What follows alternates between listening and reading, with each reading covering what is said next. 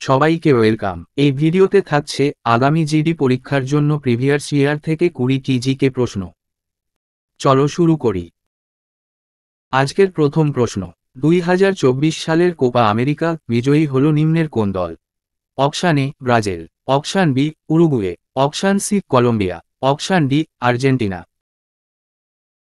Copa America 2024 জিতল Argentina.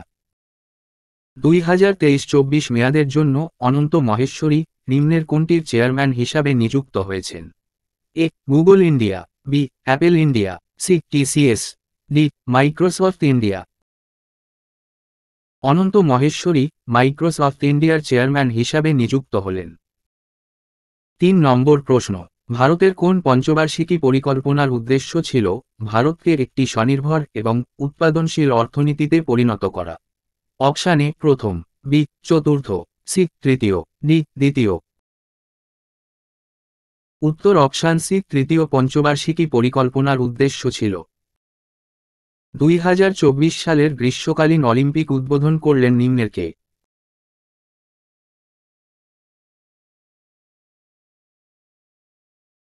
Olympic 2024 উদ্বোধন করেছেন ইমানুয়েল ম্যাক্রন। 5 নম্বর প্রশ্ন, নিম্নের কোন রাজ্য সরকার মুখ্যমন্ত্রী গ্রামীণ আবাস ন্যায় যোজনার উদ্বোধনী পর্বের অংশ হিসাবে রাজ্যের গ্রামীণ এলাকায় 47,000-এরও বেশি দারিদ্র বাসিন্দাদের বাড়ি দেওয়ার পরিকল্পনা প্রকাশ করেছে? A Maharashtra, B Madhya Pradesh, C Chhattisgarh, D Tamil Nadu. উত্তর অপশান সি ছত্তিশগড় রাজ্য সরকার। 2023 সালে নিম্নের পাঞ্জাবের কোন মুখ্যমন্ত্রী ট্র্যাক্টর স্টান্ট নিষিদ্ধ করেছিল?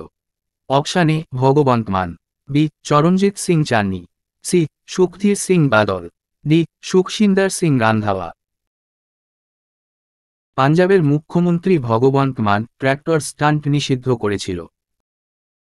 নিম্নের কোন শাস্ত্রীয় নৃত্যশৈলীটি কেরালার সাথে সম্পর্কিত? কেরালার সাথে সম্পর্কিত মোহিনীঅট্টম নৃত্য। নিম্নের কোন রাজ্য জনতা ভবন সোলার প্রজেক্ট উদ্বোধন করল? A Assam, B Tripura, C Meghalaya, D Paschimbanga. Janata Bhavan solar project উদ্বোধন করল আসাম। 2001 সালের আদমশুমারি অনুসারে ভারতের মোট সাক্ষরতার হার কত ছিল?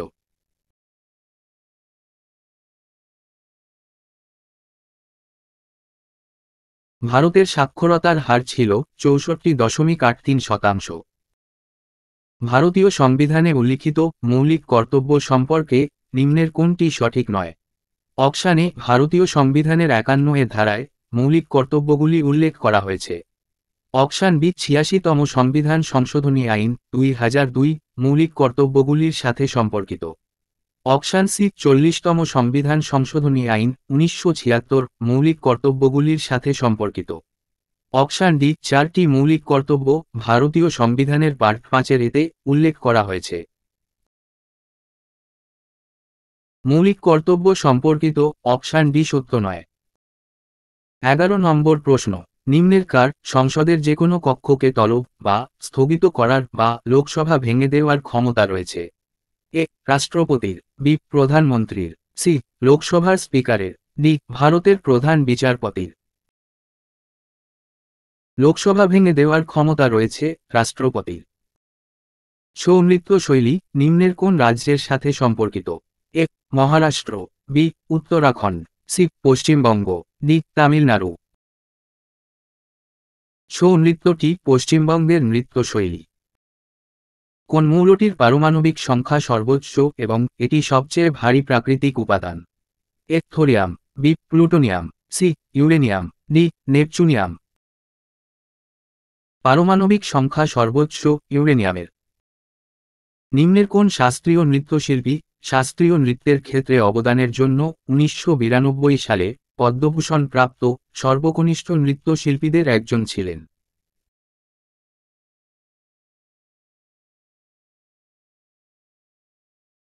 পদ্মভূষণ প্রাপ্ত সর্বকনিষ্ঠ নৃত্যশিল্পী হয়েছিলেন সোনাল মানসিংহ। সবুজ বিপ্লবের সাথে সম্পর্কিত HIV এর পূর্ণরূপ কি?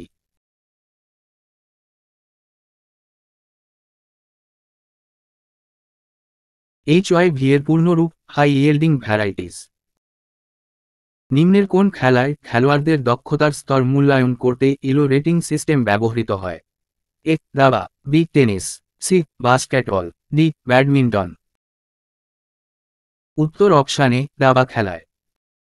আগস্ট 2023 থেকে নিম্নের মধ্যে কে ইন্টারন্যাশনাল ফিনান্সিয়াল সার্ভিসেস সেন্টার অথরিটির চেয়ারম্যান হিসাবে দায়িত্ব গ্রহণ করেছেন? ফিনান্সিয়াল সার্ভিসেস সেন্টার অথরিটির চেয়ারম্যান হয়েছেন কে রাজারামন। 18 নম্বর প্রশ্ন, ভারতীয় খেলোয়াড় অঙ্কিতা দাস নিম্নের কোন খেলার সঙ্গে যুক্ত? A squash, B badminton, C table tennis, D scuba riding. Ankita Das table tennis খেলার সঙ্গে যুক্ত।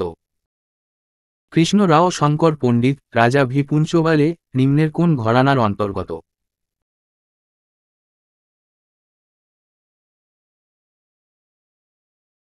উত্তর অপশান সি গোয়ালিয়র ঘরানার অন্তর্গত।